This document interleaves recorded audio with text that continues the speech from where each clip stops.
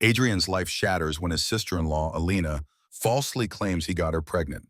His wife, Tessa, and her family believe her without question, leading to a brutal beating and public humiliation. Jobless and ostracized, Adrien flees, reinventing himself as Miles in a quiet coastal town.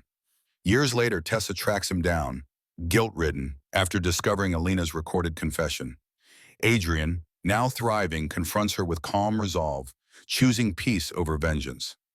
As the truth spreads online, Alina and her family face consequences, while Adrian's journey of rebuilding reveals the power of resilience and self-defined identity. What happens next?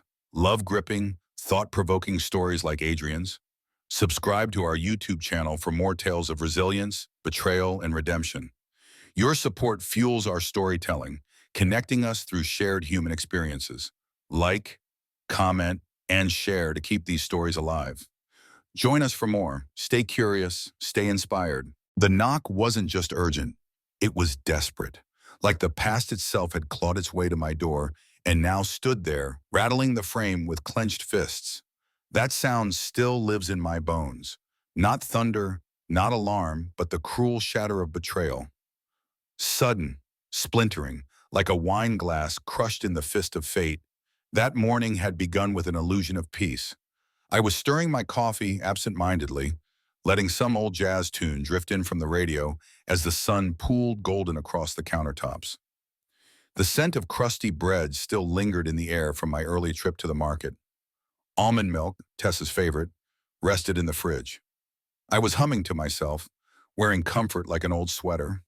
Life was quiet, predictable, and then it turned. The door creaked open without ceremony.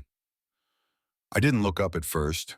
Alina had a habit of barging in like the house owed her rent. She rarely spared me more than a glance, her disdain thinly veiled but tolerable. For Tessa's sake, always for hers. But this time her presence carried static. There was a jitter in her step, an artificial tremble around her mouth. And behind her, God, behind her stood Tessa, arms tight against her ribs, her expression as cold and distant as a name carved into stone. She looked like someone grieving something she hadn't yet buried. I turned slowly, coffee still warm in my hand, about to greet them with the habitual kindness you offer family, even the ones you don't trust. Then it came. 7 words, flung like a dagger between my ribs. "Adrien got me pregnant," Alina said, her voice cracked theatrically, her eyes glistening as if on cue. A poorly staged tragedy, and yet it landed like a bomb. I stood there, rooted. The world stopped spinning. My thoughts collided in a pileup of disbelief. I didn't speak, not out of guilt, but because my mind simply refused to process it. This wasn't real. It couldn't be a grotesque joke maybe, but not this, not betrayal weaponized into a performance. Tessa didn't ask, didn't search my face for truth. She didn't even blink. Her hand moved before her words did. Crack. Her slap was brutal, final. My head snapped sideways, and the mug slipped from my grasp, exploding against the tile in a burst of porcelain and coffee. I didn't lift a hand to my cheek. The pain wasn't in the skin. It was in the rupture of something sacred. The tearing apart of a bond we had once vowed never to break. In a single second, the woman I had loved, held, confided in, became someone else entirely. Someone who looked at me and saw only rot. "Tessa," I rasped, finally reclaiming my voice. "What the hell are you—" But I didn't get to finish. The door behind them slammed open. Jared and Marco stormed in like rabid dogs loosed from their chains. Both broad, built, the kind of men who never needed a reason to swing fists. Their eyes were already alight with fury. No questions asked, no doubts entertained. They grabbed me, one on each side, and dragged me like a criminal through my own home. I was barefoot, deed, wearing a worn t-shirt in the lingering warmth of a morning I would never get back. "Let go of me," I muttered, but the words were ghosts, feeble and unheard. They didn't care. Outside, the sun was too bright. The air was cruel with silence. Jared drove his fist into my gut. The wind fled my lungs. Marco shoved me against the fence with such force that I saw stars bloom behind my eyes. I didn't hit back. I don't know why. Maybe I should have. Maybe some buried instinct told me to scream, to fight, to claw for the truth. But all I did was absorb it, like a man already condemned. Across the street, a phone glinted in the light. Someone filming, recording my collapse. Jared spat at my feet. "You sick freak," he growled, venom laced in every syllable. It wasn't pain that blurred my vision. It was shame, manufactured and misplaced, but suffocating all the same. They left me there, battered and hollow. And Tessa? She didn't follow. She didn't ask if I could bully stand, didn't say a word. She remained in the doorway, arms crossed, wedding ring still shining like a lie on her finger. Her face was carved from judgment and certainty, like she had already mourned me, already tucked my memory into a box marked betrayer. I staggered to the curb, the pavement burning beneath my feet. My phone buzzed in my pocket. Calls, messages, names I hadn't seen in months. But I didn't answer. What was I supposed to say? "Hey, strange thing, my sister-in-law just fabricated a life-ruining lie, and my family decided it was easier to burn me than ask for proof." I went back inside, packed a bag. I didn't say goodbye. I didn't try to explain. What was the point? They weren't seeking truth. They wanted a scapegoat, someone to exile so they could sleep easier at night. You think love is a fortress? You believe home is sacred. But people will gut you the moment doubt is more convenient than trust. I stared at the shattered mug, at the blood smeared on my trembling hands, uncertain whether it was from the ceramic or the fists. It didn't matter. I showered, wrapped a towel around my bruised ribs, took a bar of soap and scrawled 4 damning words onto the bathroom mirror. "You didn't even ask." And then I left. No scenes, no closure. Just a man with a cracked jaw and a heart turned to dust, stepping away from a life that had never truly been his. I didn't know where I was going. I only knew I couldn't stay. Funny thing, we think catastrophe arrives with drums and sirens. But sometimes all it takes is a lie and a slap. And that slap, it didn't just bruise my skin. It killed something in me I'll never resurrect. They say the truth will set you free, but only if someone's still listening, only if they care enough to stay.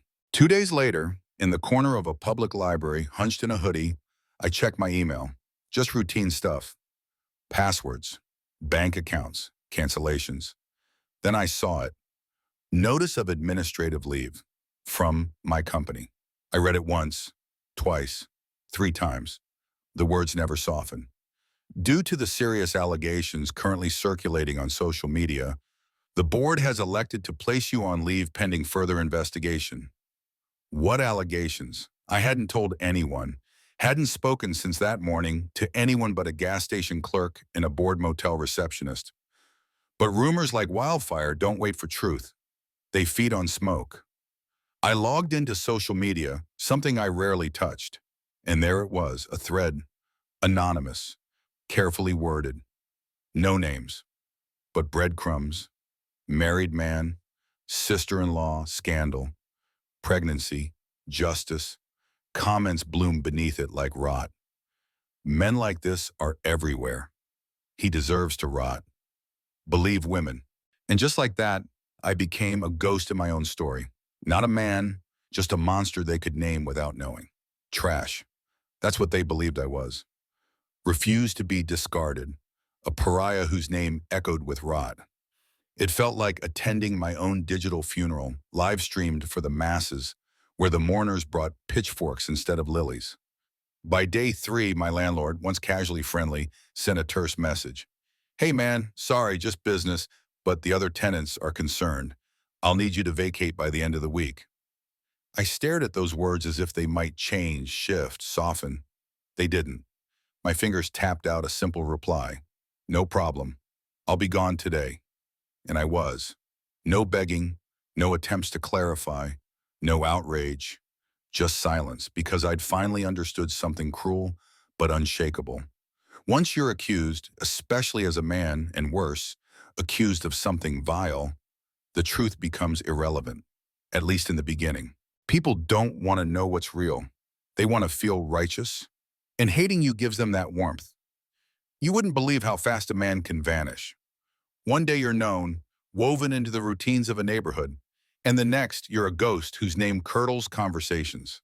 There was a bakery I used to visit each morning, a soft, comforting ritual in a chaotic world. Mrs. Ingram ran it, a silver-haired woman with warm eyes and a gentle wit. Every morning she'd hand me a cup of coffee and quip, "Back at it again, huh?" That familiarity was its own kind of grace. But on that morning, the 5th, maybe the 6th, I stepped inside like always. She looked up mid-pour and froze. Coffee dripped from the spout, painting slow stains on the counter. She didn't meet my eyes. She murmured, "We're closed today." Behind me, a chair creaked. A woman at the corner table whispered, "That's him." I turned and walked out, my presence lingering like smoke in a room no one wanted to breathe in. By the end of that day, my phone may as well have been a paperweight. Tessa had blocked me. Her mother, Eloise, gone. Friends we'd shared countless late nights and laughter with, vanished. Even casual acquaintances, people who barely knew me, erased themselves from my contacts. It was as if the lie had grown fangs, and being near me might make them bleed. I remembered once sweating through an entire afternoon helping Eloise haul patio furniture into her backyard in 90-degree heat. She'd laugh then, calling me the most dependable man in the family. Now she was online, commenting under clickbait posts about betrayal, typing, "Some men are wolves in family clothing." Wolves. That word hit me like a punch. I wasn't a man anymore. I was folklore, a cautionary tale, and I had remained silent.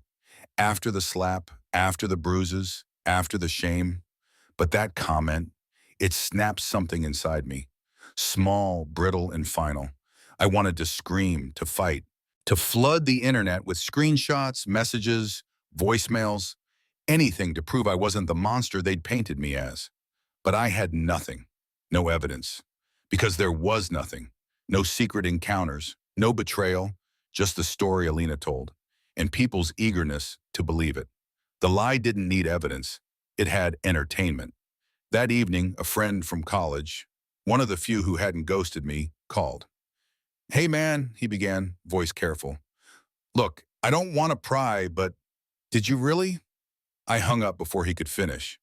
If someone who'd known me for 10 years had to ask, then I didn't want to know his answer. I checked into a motel on the city's edge, the kind of place where the wallpaper curls at the corners and the ceiling stains tell stories better left untold. I lay there for hours, staring upward as my mind spun like a broken fan. How could one sentence raise a man's entire life?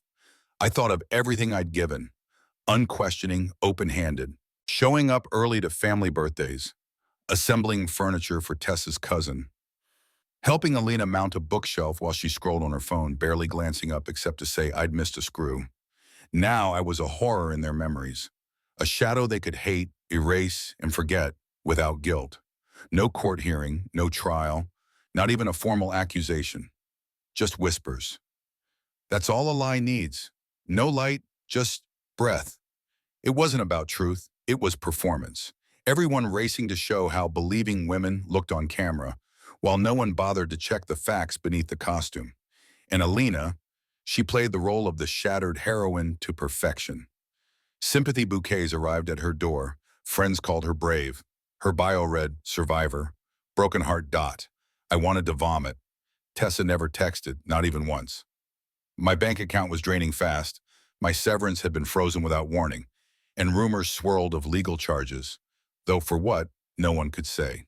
And that was when the true fear came. Not the fear of hate. I'd grown used to that. No, it was the fear of vanishing, of becoming a name synonymous with shame, nothing more. A stain. I stared into the motel mirror that night and barely recognized myself. My beard had grown in patches. My eyes looked hollow. And worst of all, I looked guilty. If I saw guilt in my own face, what did the world see? Rock bottom doesn't arrive with fanfare. It comes quietly, layer by layer, until you're left hollow, alone. And if you want to keep breathing, you'll have to become someone else entirely. So I packed a bag, sold what I could, and bought a one-way ticket. No destination, no plan, just away. From the lie, from the silence after the slap, from the people who watched me burn and said nothing. When even your name feels like a chain around your throat, you cut it loose. That morning, I stepped into a narrow travel agency wedged between a pawn shop and a coin laundry. The bell above the door let out a thin, metallic chime, as if surprised by use. A young woman at the counter looked up from a crossword, pen still in hand. "Where to?" she asked. I hesitated, then, "Anywhere but here." She laughed, thinking I was joking. I didn't laugh back. By nightfall, I was on a bus headed to a place I couldn't pronounce, carrying a fake name and a duffel bag that held everything I had left.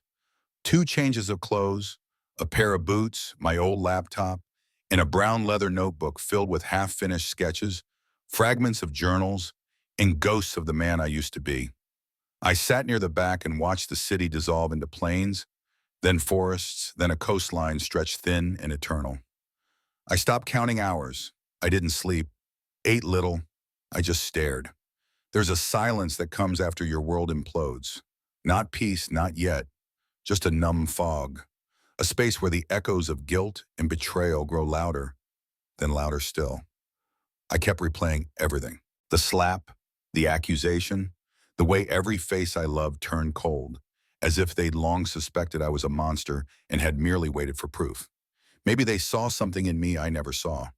Maybe I was too quiet, too eager, too easy to discard. That last thought settled in my chest like a stone, too easy to forget. By the time the bus reached its final stop, fog had blanketed the landscape in gauze. The driver announced, "Last stop," and I stepped off without a word.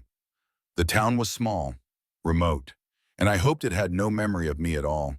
The scent of salt and diesel clung to the air as I stepped off the last bus into a town seemingly paused in time. No steel towers loomed here, just tired wooden buildings, their paint flaking in the sea wind like old scabs, bleached by decades of sun and silence. The harbor was a tableau of weariness, rust-bitten boats bobbing gently, tethered like aging hounds too proud to lie down. The inn sat squat by the water, doubling as a diner, its neon sign flickering like a heartbeat refusing to quit. With a duffel slung over one shoulder, I moved through the streets with the quiet gait of a man who no longer wanted to be seen. A wiry man with a cigarette hanging from his bottom lip paused mid-repair of a fraying net to give me a long look. Our eyes met, a slow nod passed between us. That was all. No suspicion, no recognition, just acknowledgement. Inside the inn, the woman behind the counter appraised me with the sharp, weary eye of someone who'd seen every kind of drifter. "Cash only," she said. I handed over enough for 2 weeks, crisp bills for a soft bed. "You know anyone hiring?" I asked. She didn't blink. "Depends what kind of help." "Anything that keeps me in motion," I replied. She tilted her chin toward the far side of the harbor. "Try the dock. Ben's always looking for hands to clean gear." Ben didn't ask for names, just grunted, handed me gloves, and nodded toward a towering heap of sea-stained nets that reeked of brine and decay. I got to work, and for the first time in weeks, no, months, no one whispered, no one stared, no one cared. I was just another set of hands wrestling rope and rot. I worked until my spine screamed and my palms blistered, then trudged back to the room with the sagging mattress and lay flat, letting sleep erase me. That became the rhythm. Wake, work, wander, sleep. No screens, no updates, no judgments. Only fog, sweat, salt, and the blessed hush of irrelevance. I never gave my real name. I became Miles. Just Miles. It was printed in faded thread on the back of a blue work shirt I'd pulled from a donation bin near the pier. The name clung to me like sea mist, weightless, anonymous, sufficient. Nobody asked more. Nobody pried. Sometimes I walked the shoreline at night, letting the cold gnaw at my skin until sensation surrendered. Other nights, I scribbled into a battered notebook. Fragments, impressions, orphaned words. Nothing coherent. Sometimes memory was too sharp to hold. I wasn't trying to remember. I was trying to reassemble. Eventually, the townspeople began to greet me. Just simple nods, a few casual words. "Morning, Miles. West Dock today? You take sugar in your coffee?" There was no pity in their voices, no trace of curiosity. They didn't want my story. They just accepted my presence. It was more than I'd known in a long time. The more I stayed silent, the more room I discovered in my own head. I began running at dawn. At first a few blocks, then a mile, then 5 miles. The burn in my chest and the ache in my legs felt honest. Pain I invited, not inherited. I was choosing the strain, choosing to keep going. After a few months, I started fixing things: gutters, dinghies, engine sheds. June, a sharp-eyed businesswoman who ran the local shop, asked if I could help modernize her website. I told her I wasn't exactly a tech wizard. She waved that off. Figure it out. I did. Borrowed a laptop from the library, devoured forums, watched tutorials by flashlight at night. The site went live. Then a florist came asking, then a cafe, then a man with a boat rental shack. One by one they found me. Without realizing it, I had begun again. I was still invisible, but this time, by design. No longer Adrien Miles, accused and abandoned. Just Miles, the man with calloused hands and time to spare. No past trailing behind like a rusted anchor. Some nights I stood at the edge of the dock after work, the boat shifting gently beneath a navy sky. Stars spilled across the water like broken glass, and I'd think of Tessa, of her eyes when she looked at me and saw guilt instead of truth. I wondered if she missed me, if the weight of what she'd done ever curled cold around her spine at night, but I never lingered on it. I forced the thought away. It didn't belong here. What mattered was the present, this silence, this breath, the slow reconstruction of a man from the rubble of his ruin. Miles wasn't a lie anymore. It was a beginning. When Ben had a stroke that went in him, his daughter Clara returned. She was blunt and unsmiling, which I found reassuring. Sentimentality unnerved me. One evening while bolting the shed, she tossed me a stained notebook. "You good with numbers?" she asked. I shrugged. "Decent." "Then make sense of that." Ben's records were chaos, half ink, half guesswork. I stayed up all night untangling them, digitizing everything, cross-checking permits, cleaning the mess. At dawn, I handed her a spreadsheet. Her brow lifted. "You did this overnight?" I nodded. "You ever think about doing more than gutting fish?" The truth? I had. In the sleepless hush between midnight and morning, I'd been teaching myself code. It had been a quiet fascination, once buried beneath domestic routines and unspoken expectations. Back then, I'd been the reliable husband, the affable in-law, the quiet employee, never the one who reached. But here I had time, and I was reaching. That night I registered amrayafesh.com, not my name, not exactly, but a cipher, the bones of my old initials buried in something new. I began crafting websites from scratch, small jobs mostly, the flower shop, a local diner, a fisherman's booking site. Clients never saw my face. They didn't need to. They just wanted results. With each finished site, each satisfied client, something shifted inside me. I rented a narrow workshop at the edge of town. Wooden floorboards, grimy windows, the faint scent of sawdust and old ambition. I brought in a used computer, a metal desk, a second-hand heater. Every nail I hammered into the wall was a quiet declaration. I am still here. Word spread. A carpenter from 2 towns over needed help launching his online storefront. A retired teacher wanted a space for her memoirs. A young mother envisioned a recipe blog for her daughter. I never said no. I charged what was fair. And people paid, on time, with thanks, with coffee and stories. No one asked where I came from, whether it was discretion or kindness. I didn't know. I didn't need to. The business grew quiet and steady. I eventually separated my work accounts, sponsored a local race, printed A.M. Reeves Tech on the backs of every runner's bib. And then one evening I found myself standing at the front of a town council meeting, notebook in hand, heart steady in my chest. Not as a stranger, not as a fugitive shadow, but as something I hadn't been in years. A man who belonged. Gray mist, soft as breath, leaving behind puddles that caught fragments of dawn. The applause still echoed in his ears, sharp, unfamiliar, like a language he was never meant to speak. Moments ago, Adrien Miles had stood in a municipal conference room, presenting a sleek digital infrastructure he'd painstakingly designed for tracking civic repairs. And they, those strangers in crisp shirts and city emblems, had clapped. Not politely, not perfunctorily. They clapped like believers. None of them knew who he had been, what had been done to him. To them, he was just Miles, an industrious consultant who spoke in code and delivered clean systems. He left without a word of goodbye, shoulders squared against the weight of disbelief. His feet took him instinctively to the edge of the harbor, where the tide glittered like molten gold under a sky fractured with retreating fire. Waves licked at his toes as he stepped barefoot onto the wet sand. And there, beneath the hush of wind and gulls, he cried. Not from sorrow, but from the sheer, disorienting impossibility of it all. He had survived. He had remade himself. Forged a man from silence and solitude, free from accusation, immune to manipulation. A man not burdened by history, but sustained by the present. Yet with each quiet triumph came an echo. The past didn't pursue him like a hound, but it whispered. Sometimes at the edge of sleep, he relived it. The sting of the slap. Tessa's face twisted with betrayal. The way her brothers, Jared and Marco, had dragged him from his own home like refuse.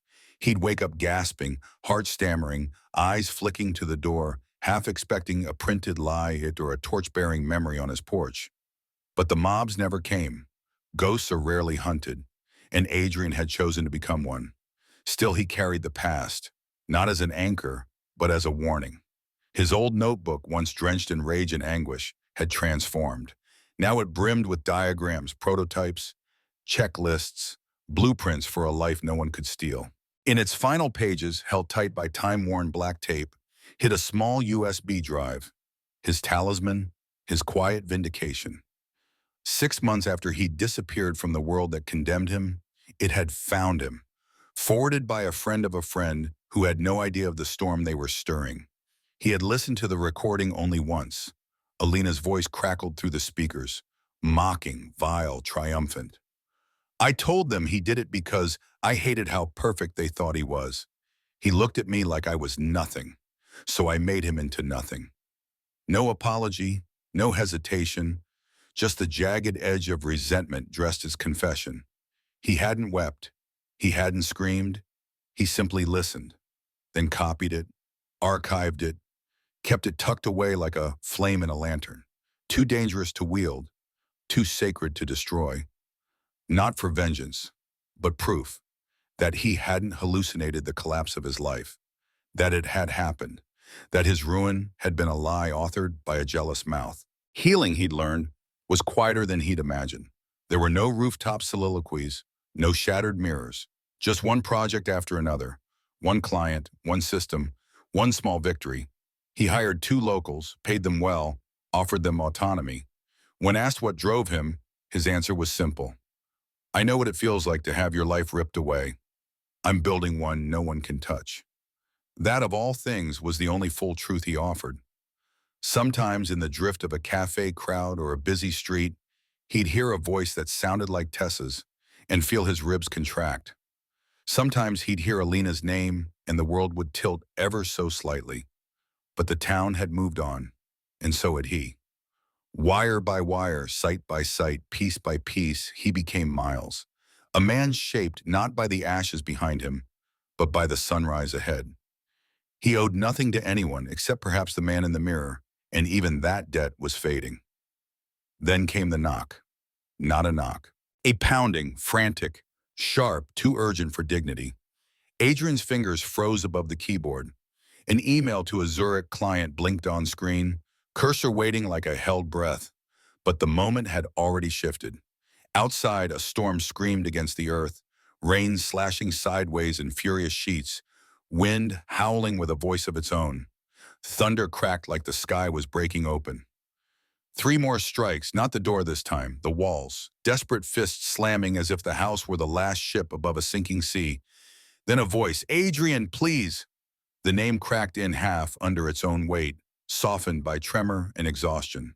Familiar, undeniably hers. Tessa. His hand froze on the doorknob. He didn't move, not out of fear, but uncertainty. He had imagined this, rarely, reluctantly, but always with the same gnawing question. What would it cost to open that door? He opened it slowly. She stood soaked to the bone, hair plastered to her cheeks, eyes red-rimmed, and rimmed again with something deeper. Regret, maybe, or something more dangerous.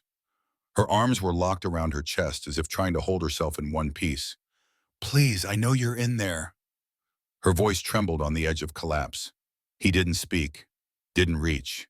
He just stared at the ghost that had once shared his bed. She looked so small.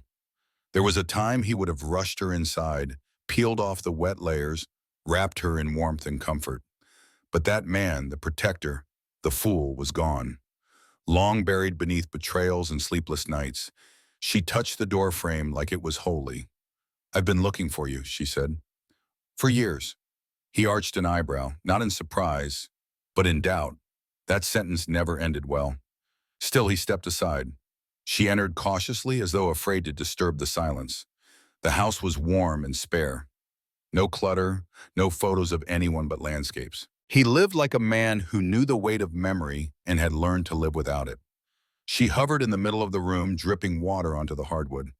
He watched her with a kind of clinical curiosity. How did you find me? He asked, voice flat. It took time, a lot of dead ends. I hired someone. Her eyes flicked up. When I found out the truth, I had to try. The truth, he echoed, letting the words twist in the air. She nodded, tears shimmered, unspilled. I didn't come to argue, I just needed you to see me, to let me explain. Without a word, he crossed the room, opened a drawer, and pulled out the USB drive, the same one that had lived in his pocket for years like a silent heart. He held it out. I already know everything. She stared at the device as though it had teeth. What is it? She whispered, though part of her already knew. Take it. Listen. If you still want to talk after that, come back tomorrow. She didn't move. Then, trembling, she reached out and took it. He sat back at his desk, turned to the screen as if the moment had passed, and just like that, she was gone. The door clicked shut behind her. Her footsteps sloshed away, swallowed by the rain. Wind beat against the windows with the persistence of something trying to get back in. And then, silence. He didn't check his phone, didn't mark the hour. He just sat in that silence, watching the last storm cloud dissolve into light. Find peace, she finished, voice frayed at the edges. Then she was gone, into the thickening mist, swallowed whole by a town that no longer looked at her the same way. That night, sleep again eluded me. I lay on the battered couch, the ceiling above me, just a pale witness to my racing mind. Thoughts spun like blades, shards of memory, of betrayal, of the silent years that stretched out like a scar across my life. I remembered the slap. Her disbelief hurled at me with all the weight of a verdict. I remembered Jared's fists, Marco's boot, the iron taste of blood pooling behind my teeth. And worse, I remembered her silence. The silence that screamed louder than any accusation. What did she expect coming back here? That I'd be frozen in place, waiting like some lighthouse keeper who never gave up hope? That I'd kept the hearth warm, the door unlocked, my soul intact? Maybe, but whatever fantasy she clung to had nothing to do with who I'd become. I wasn't her husband anymore. Not by law, not by emotion, not by spirit. That version of me had been buried years ago. The morning drifted in on a shroud of fog, dense and solemn, cloaking the coastline like even the weather wanted to shield me from what waited. I made no effort to leave the house. Ignored my inbox, ignored the phone. I nursed a cup of bitter black coffee and stared at nothing. And then, like a ghost surfacing from the sea, I saw her sitting on the porch bench.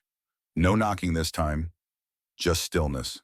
Her head bowed, hands interlocked like a penitent child bracing for punishment. She looked up. Something in her face had altered, not aged, but emptied. No more tears, no anger, just a raw, hollow ache where her fire used to be. I stepped out. She rose slowly. I played it, she murmured. I gave a slow nod. I destroyed you. I didn't answer. Adrien, her voice trembled. I didn't know. I didn't ask. I just believed her. I raised a hand. You don't have to say it. Her eyes flickered and she blinked fast, trying to hold back tears she no longer had the right to shed. Do you hate me? She asked, her voice cracking under its own weight. I turned to the sea. The waves, once violent, had calmed, slow, steady, indifferent. No, I said finally. Hate takes energy, and I've got nothing left to give you. She collapsed to her knees. I didn't reach out, didn't offer comfort. I stepped around her, wordless. I had a client meeting in 20 minutes, one of the most important of my career. Life had kept moving, and so had I. But she came again the next day. Didn't knock, just stood across the road, arms tucked into that same rain-stained coat, eyes locked on the workshop like it was some chapel she didn't believe in anymore. I watched her through the blinds as I typed, a cybersecurity update humming on the screen. She didn't unnerve me anymore. No fury, no ache, just distant, clinical curiosity. She was a storm I'd already survived. Eventually, she stepped inside. The bell above the door let out a muted chime. "You're busy," she said softly. "I'm always busy," I replied without looking up. She came closer. The air smelled of salt and damp wool. Her voice had shrunk, whittled down to something unsure and ghost-like. "I didn't sleep," she said. I kept typing. Gave her just no warmth, no invitation. She lingered by my desk until I finally leaned back, eyes meeting hers. "I need to say something." I gave a single nod. "I didn't know she recorded it," she whispered, as if admitting it to herself. "But she did," I said flatly. "Yes," she breathed, the syllable catching like barbed wire in her throat. "I knew 2 years ago," I said, watching the shock register in her widened eyes. "What?" "I've known about the lie, about the recording, all of it." She recoiled as if my words had slapped her with the same silence she once used like a blade. "But you never said anything." "No, she demanded, truly stunned now. "Because the truth wouldn't have changed what you did," I answered. "It wouldn't undo the slap, wouldn't make your brothers any less violent, wouldn't erase the nights I spent hiding, humiliated and afraid. So I waited. I wanted to see what mattered more, your guilt or my silence." Her hand flew to her mouth. I saw the tremor in her knees. She looked like she might be sick. "I would have come sooner if I'd known." "But you didn't want to know," I cut in. "That's what you always skip. You didn't ask, didn't pause, didn't flinch. You believed Alina. Before I even opened my mouth, you chose her over me." She sank into the chair across from me, pale, hollow-eyed. Tears came now, not for performance, not for pity, just the unraveling of someone who'd finally run out of lies. "Adrien," she said brokenly. Alina cried. "She told me you looked at her with hate, that you cornered her, that she didn't know how to say no." My jaw tightened. "And that's all it took for you to condemn me?" "I was scared," she snapped. She sounded so hurt, so shattered. "So was I said coldly. She opened her mouth, then closed it, lips trembling with words too late to matter. "You didn't come back for truth," I said, voice calm but cutting.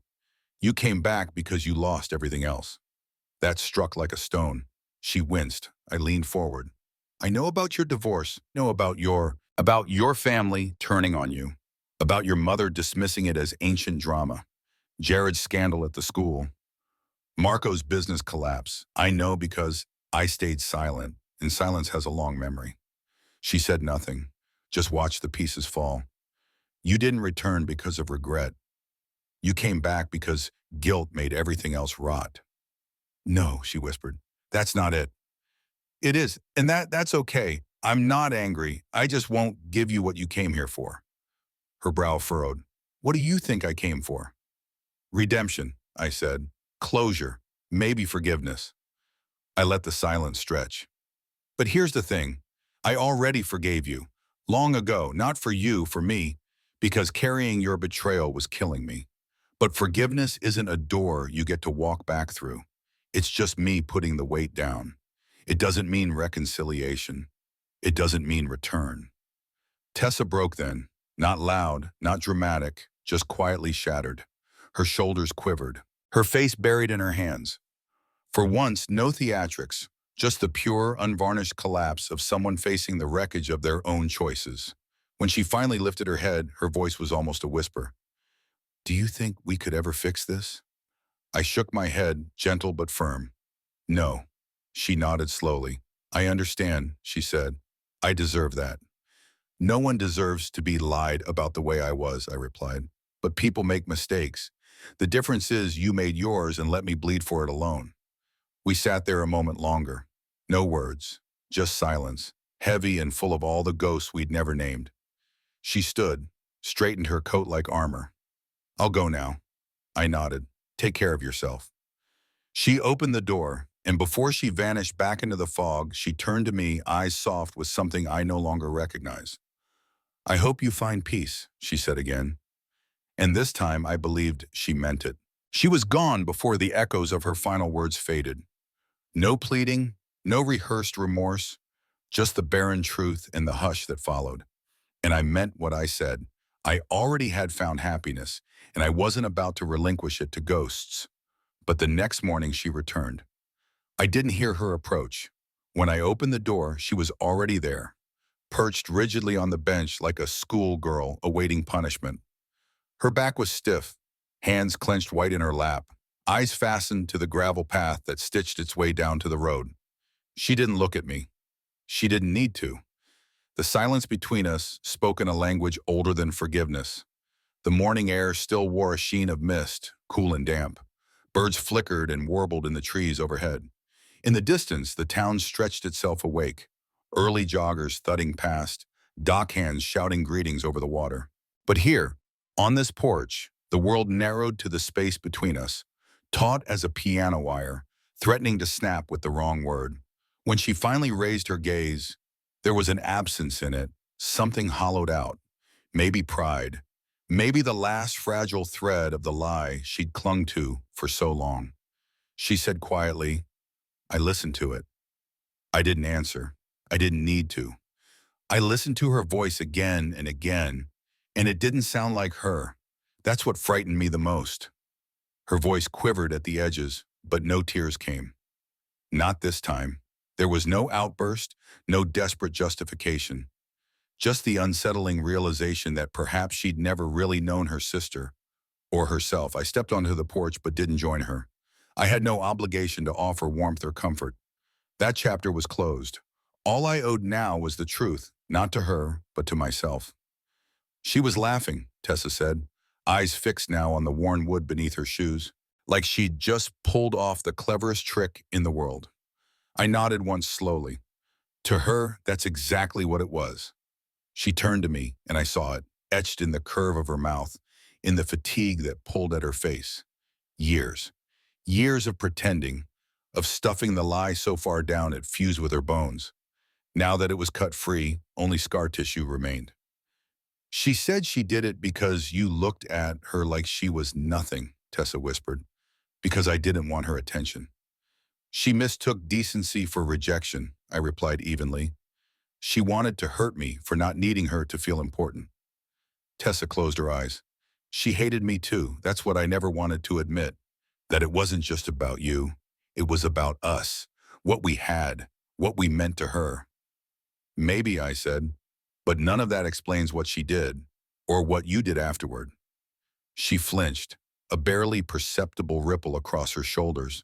Her breath came in slow, measured draws.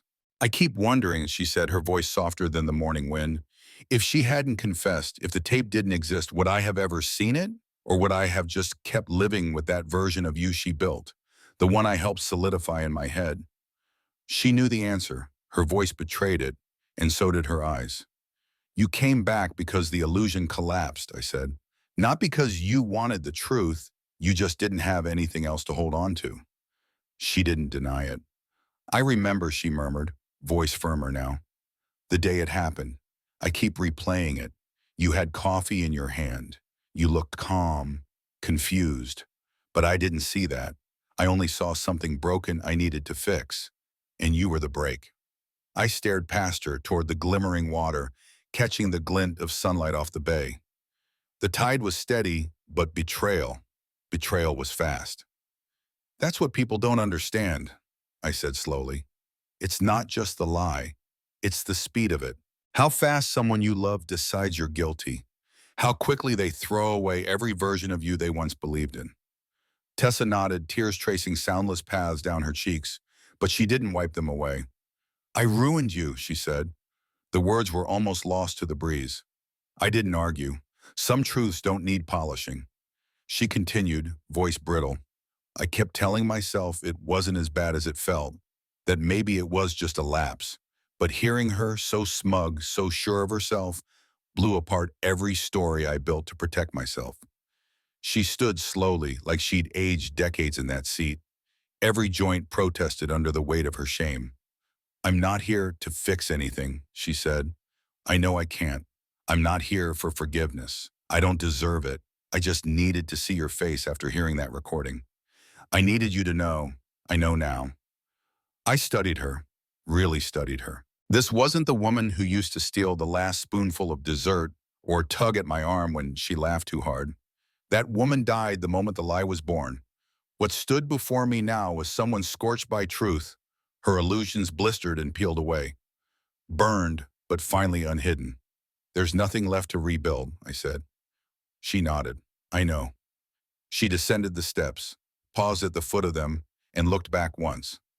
For what it's worth, she said softly, I hope the life you've built now brings you peace. You deserve that, Adrien. I let my name linger in the air before I answered. It does, I said. And then I turned and went back inside. Not with anger, not with bitterness, just with finality. The door closed behind me, quiet and complete. There was no cinematic closure, no desperate embrace in the rain. What the tape revealed wasn't merely Alina's lie. It was the anatomy of our love, fragile from the start. It showed what we had refused to name, the doubt, the distance, the hollowness we once tried to fill with promises we never meant to keep. Our love hadn't been built to withstand the truth, and I had endured. Without her, without any of them. Because sometimes the only way to reclaim your name is to stop asking the world to pronounce it right. I thought that would be the end. I assumed she would vanish back into the wreckage she helped set ablaze, swallowed by the ruin. But Tessa stayed, not in my house, not even on my street, but in the town. She rented a room above the inn, where the old keeper left a key and no judgment. Then she moved again, to a tiny flat behind Clara's net shed, where I saw her once struggling to carry groceries with trembling hands. I didn't seek her out, didn't ask questions. But I noticed. She didn't walk with pride. There was no defiance, no need to be seen. Just a stillness to her, like someone tiptoeing through a glass world they didn't belong in. She volunteered at the clinic, cleaned storm debris from the shoreline, tutored restless kids after school in the old rec hall.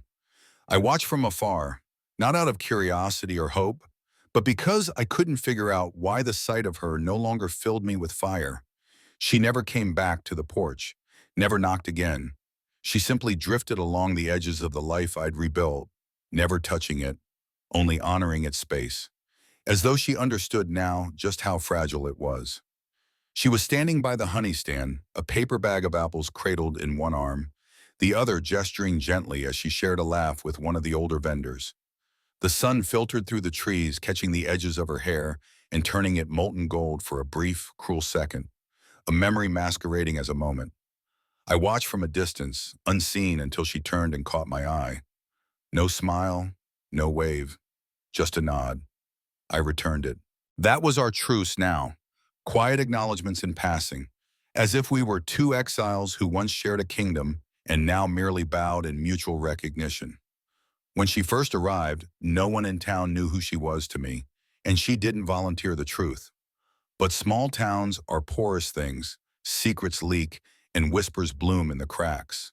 A few folks pieced it together and came to me, hesitant and hushed. You okay with this? They'd ask like they were handing me a knife I could choose not to take. I always gave the same reply. She's not mine to send away, she's just here. That was enough. They nodded and moved on. Weeks became months. She settled into the rhythm of the place the way I had, by keeping her head down and earning her place inch by inch. No one gave her anything. She didn't ask. The questions stopped being about her and returned to my business.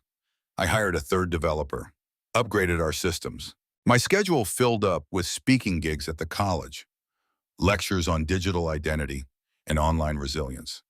I never spoke of what happened, not directly, but every word I taught was sharpened on the whetstone of my past. Each sentence had its roots in ruin. And yet, the silence at the end of each day was never clean. It settled like dust in my lungs, heavy with the weight of one unshakable thought. Would she have come back if Alina hadn't confessed? The answer was a dull, stubborn stone I carried everywhere. No, she wouldn't have. Her return wasn't an act of belief. It was the aftermath of collapse. Fallout, not faith. Forgiveness, the kind people romanticize and sing about, didn't erase that. I could forgive her for the frailty of being human, for folding under pressure, for trusting the wrong person at the worst time. But I could not forget that in the moment of implosion, she let me shatter. She believed her sister's lie over the man who stood with her through hospital nights and family chaos. The man who once drew invisible maps on her back and dreamed out loud in the dark. I didn't hate her anymore. But trust? Trust was a cathedral razed to its foundation. Forgiveness couldn't rebuild what had been burned so deliberately. It was near dusk when she finally approached me again. I was locking up the workshop. The last warmth of the sun was bleeding out behind the lighthouse, the waves below whispering secrets against the dock. She walked slowly, like the moment might scatter if she moved too fast. "Do you mind?" she asked, motioning toward the bench by the stairs. I shrugged. "It's a public bench." She sat, careful not to get too close. Her voice was soft, almost windblown. "I'm not trying to win you back. I know. I just wanted to say thank you." That caught me sideways. For what? For not telling everyone who I was. For letting me exist here, without dragging your story behind me like chains. I looked at her then, and something clicked. Something painful and strangely freeing. This wasn't an apology. It was accountability. She wasn't here to be forgiven. She was here to carry her share of the weight, finally. "I didn't stay quiet for you," I said. "I did it for peace. Telling strangers the ugliest chapters of my life doesn't bring that." She nodded slowly. "I never asked you that day, when I slapped you, what you were going to say." Before it all exploded, I stared at the water, cold and endless. I was going to ask what the hell she was talking about, because it came out of nowhere. I thought it was a joke at first. I was stunned. That's it. I didn't even get the chance to speak, let alone defend myself. Tessa looked away, her hands twisted in her lap. "I know." And instead of asking me one question, I said, voice low but firm, "You hit me. You let them drag me out like garbage. You let it all happen." She didn't argue. "I know. You've got to live with that," I said, not out of cruelty, but because choices echo, and some echoes never fade. "I do live with it," she whispered, "every day." We sat in silence, not comfortable, not cold, just hollow. The sky deepened, dark purples bleeding into black, the horizon folding into itself. She stood. "This will be the last time I speak to you directly," she said. "I needed to say those things, but I'll respect the boundary you've drawn. I won't cross it again." I nodded. She turned to leave, and then I called out softly, "You're doing good work at the clinic." She paused, glanced over her shoulder, and offered a small, worn smile. "Thank you." Then she walked into the twilight, swallowed by the fish in the fading day, and she didn't look back. I remained seated on the bench long after she'd gone, listening to the creak of the dock and the breath of the tide. I thought about everything, the betrayal, the violence, the silence that followed. And I understood something I hadn't before. Closure doesn't arrive wrapped in perfect endings or cinematic apologies. It comes in fragments, in nods across crowded spaces, in the quiet understanding of distance, in the choice not to reopen old wounds, not out of fear, but because you've learned better. Forgiveness might clear the sky, but it doesn't rebuild the bridges that burned. And peace, true peace, is sometimes just knowing you don't owe anyone another attempt. I never wanted revenge. Not really. It's a poisonous kind of fire, exhausting and endless. I didn't want to see them ruined. I just wanted the truth to breathe. So I let it. It began on an ordinary Tuesday.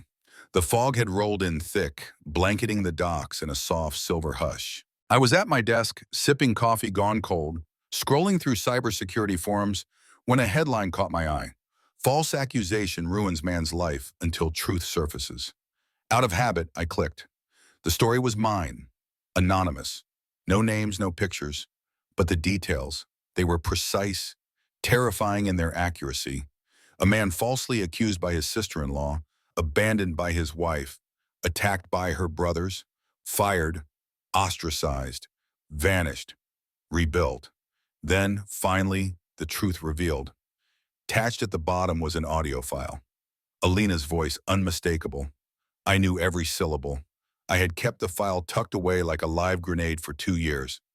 I told them he did it because I hated how perfect they thought he was. He looked at me like I was nothing. So I made him into nothing. Word for word, the original. I hadn't uploaded it, but I knew who had, Tessa. She must have made a copy the day I handed her the truth. Maybe it was guilt. Maybe it was a last act of courage. Or maybe the weight was simply too much to carry alone anymore. Either way, it was out now, and there was no pulling it back. The internet devoured it, blogs dissected it, forums debated its legitimacy. But none of it mattered. The voice was real. The confession was undeniable, and the truth had claws. Slowly, inevitably, the whispers turned again. But not toward me. This time they gathered around the ones who buried me. The firm collapsed in a quiet but decisive implosion. Their CEO released a sterile public statement. We do not tolerate any behavior that undermines the dignity of others. Just like that, the lights went out on their influence. Within a week, Alina vanished from social media, her curated facade swallowed by silence. Jared, Tessa's brother, once a high school football coach clinging to the glory days, resigned after an anonymous complaint dragged his past back into daylight. The video resurfaced like a curse, him hauling me outside by the collar, fury in his grip. Once buried, now broadcast. Their mother, Eloise, ever the sanctimonious matriarch, sat on the board of a local charity for women's shelters. But when someone unearthed her tone-deaf remark, "Some men are wolves in family clothing," made long before any truth was investigated, the board asked her to step down. The irony twisted around her like thorns. None of them stood trial in a legal sense. No charges filed, no cross-examinations. But they stood before a harsher tribunal, the court of public truth. No defense attorneys, no gavels, just a stark reflection of themselves in a world that had moved on without them, that had no intention of inviting them back. And me? I said nothing. I didn't correct the record.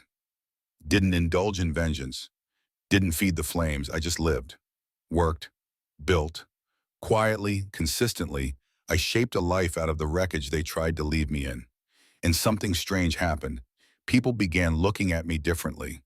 Not with pity, with respect. One afternoon at the marina, a man paused by my boat. I read something online today. He said, eyes not quite meeting mine. Didn't mention names, but if it's even half true, I'm sorry for what you went through. I nodded. That was enough. At the cafe, a woman placed a croissant and a steaming cup of coffee in front of me without a word. When I looked up, she simply said, on the house, light box. Life didn't leap into Technicolor overnight, but something shifted. The air felt lighter, as though I was no longer dragging myself against the wind, but walking with it. Tessa never spoke to me during those months, but I saw her, often, bent over paperwork at the clinic, tending to children, her movements quiet, almost weightless. She didn't run from the consequences. She stayed. She bore witness to the slow unraveling of her family. She had lit the match, but she didn't flee the blaze. She stood in the ashes, let the smoke sting her eyes, and never once asked for sympathy. That, in its own way, earned my respect. One morning, an envelope appeared in my mailbox. No return address, just typed words on pristine white paper. You didn't have to do it that way, but you did. You let the truth breathe instead of turning it into a weapon. I don't deserve your kindness, but thank you for not destroying us when you had every right to. I see that now. I folded the letter and placed it in the drawer with the others. Not because I needed to reread it, but because I needed to remember justice doesn't always come with fire. Sometimes it arrives gently on a current of undeniable truth. And sometimes that is enough. People think justice is loud. They imagine it with a spotlight and a climax. But I learned that justice can be a whisper. A quiet post, a resurfaced video, a stranger's nod.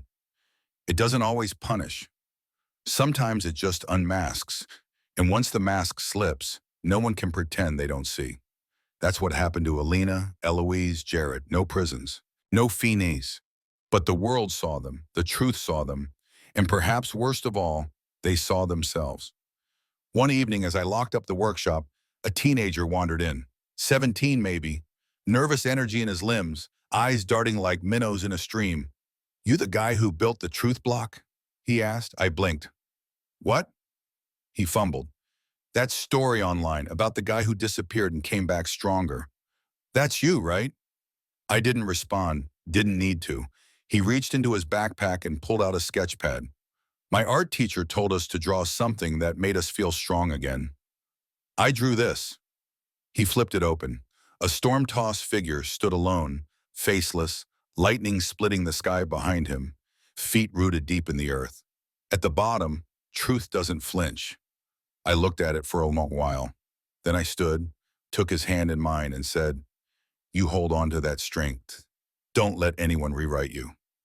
He smiled and left. I sat at my desk afterward, and the strangest calm settled over me. It washed through me like still water. I understood then why I had never uploaded the video myself, why I had waited, why I rebuilt first. Because justice, real justice, isn't about them. It's about you, about knowing deep down who you are, no matter what they said, no matter what they made others believe. There are two kinds of people, those shaped by what happens to them, and those who choose who they become after. I used to think I was the former. I tried so hard to be kind, to be useful, to be enough. I thought if I loved people well enough, they'd stay. They'd see me. But when the storm hit, they let go, and I fell. But here's the thing about falling. Sometimes you'll land on something solid. Yourself. These days I still rise early, not from nightmares, but because I like the hush before the town wakes. I brew my coffee slow. I watch the fog tumble over the harbor. I don't check my phone. I don't chase news. I breathe. And remember, peace doesn't live in headlines. It lives in not needing to be seen. Most mornings I walk to town, not because I must, but because I can. People greet me now, not cautiously, not out of guilt, just human to human. It took years, but I earned that, not by defending myself, not by screaming my innocence, but by living in a way that made their lie irrelevant. Sometimes I pass the clinic.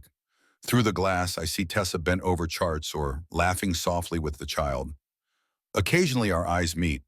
We nod, nothing more. She never broke her promise, never crossed the invisible line, never tried to rewrite what was already written. I respected her more for that than any apology she might have offered. Her family scattered to the wind. Alina left town, changed her name online, tried to reinvent herself. But you can't run from your own reflection forever. Jared teaches part-time, last I heard. Eloise travels, always in search of places where no one knows her face. But I stayed, I built. I now own 3 buildings in this town. Rented one to a young couple launching a podcast studio, another to a marine supply outfit.